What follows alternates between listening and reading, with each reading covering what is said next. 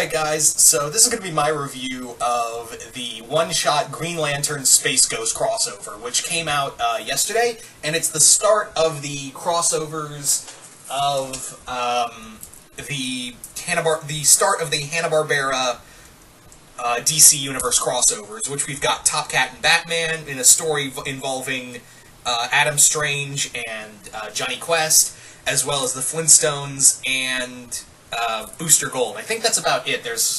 I think so, and I can't remember the backup story for that one. This one is pretty cool. Oh wait, I also forgot Banana Splits and Suicide Squad.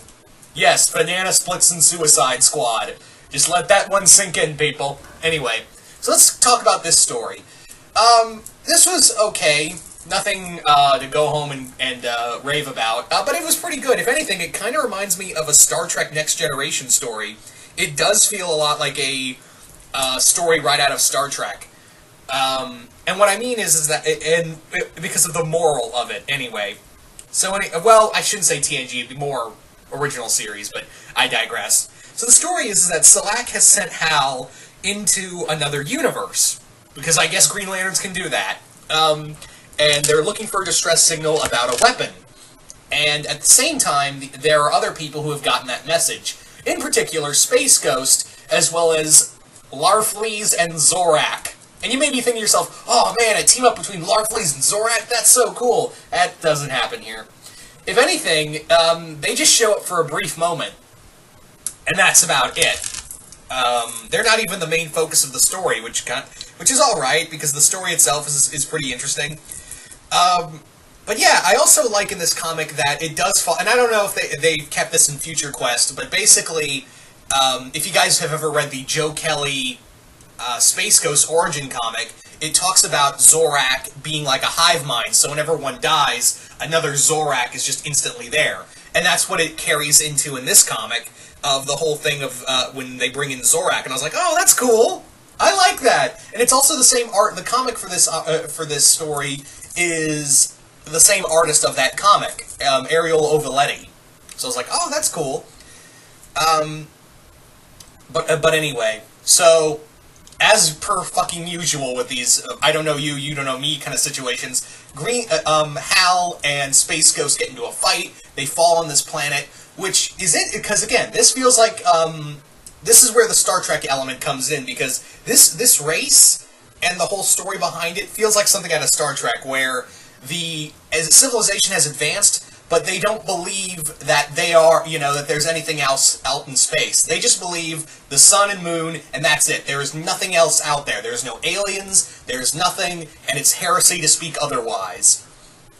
So, as usual, Hal and Space Ghost get attacked, and there's this great moment where Hal's like, I don't want to kill these guys, but I just want to, I gotta scare them off. So, think, what's the scariest thing in the galaxy?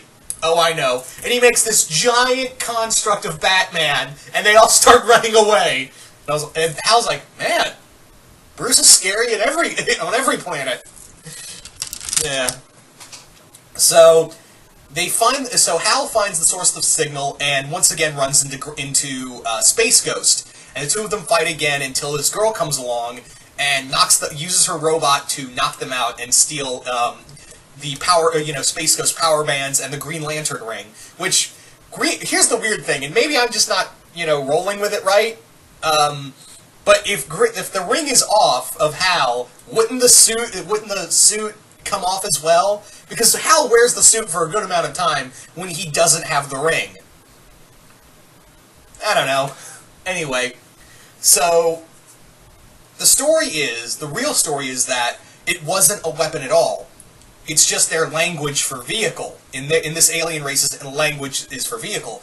And the reason why is because this girl's uncle created a ship that is going to launch itself into space, be the first ship of its kind to go out there and look out into the stars. So, of course, the government of this alien race is like, no, this is total heresy, we need to destroy this. So Hal and Space Ghost, put aside their differences and like, let's go fight the bad guys together. But, however, there's a moment where the girl accidentally gives them their weapons and switches them. So Space Ghost uses the Green Lantern ring, and Hal uses the power bands. Which is actually, there's this great moment where Hal's using the the power bands to fight these military guys, and he goes, "You know what I love about these? No thought process needed." And I was like, "Yep, Hal would do that." Meanwhile, Space Ghost is kind of struggling with the ring, and he makes this giant ass shark to just body slam a couple of these soldiers' mech suits. And Hal's like, "Damn, the ring's down to 20%. Did you really need to make a shark?" And he's like, "Yes, it was a fight. The shark was needed." I love that kind of thought process where, if I was in a fight, I'll just make a giant construct of a shark to body slam my enemies. But sadly, the scientist who created the ship, it was destroyed and he's dying. He was caught in the blast and he's now injured. So as a dying wish, he asked Space Ghost and Hal to take him into the stars and show him show him the galaxy. So they show him the stars and his daughter, and they show them, and he dies. And then Space Ghost is like, we can't walk away from this. This is bullshit, because these people need to know they're not alone in the universe. So Hal and Space Ghost and the girl, I think it's Kalia. They go back down to this planet and show themselves, and everyone's taking pictures, they're recording it, there's news coverage everywhere, and it's not, they don't even have to attack or do anything or say anything. They just say, "Come find us." And, that's what it kind of they have a speech, but it kind of boils down to, just come find us. And they leave, and they know that's what's going to spark change. Just from that one sight, it's going to spark everything. And it fast forward, there's a message playing throughout the rest of the story, and it's a adult Kalia saying that I'm going to go look for Hal and Space Ghost, and they better have my peacekeeper badge when I find him, because Space Ghost made a joke saying, "When you're older, I'll give you a peacekeeper badge." So I thought that is so. Yeah, and of course there's this huge ship, and everyone's about to take off and leave. And yeah, so again, it does have that kind of Star Trek feel. If you're hoping for giant superhero action, you're gonna get some superhero action, but if anything, this just feels like a Star Trek story with Hal and Space Ghost playing two Kirks. Well, Kirk and Spock. That's probably what Space Ghost would be. So it was a fun story. If you were expecting, Zorak and Larfleeze are going to team up, and we gotta stop them from getting a weapon that can destroy everything, that doesn't happen here. The backup story involving Droopy's pretty fun. It's really like dark comedy, but I don't really know what else to say about that one. It's a fun little backstory. It's kind of depressing, though.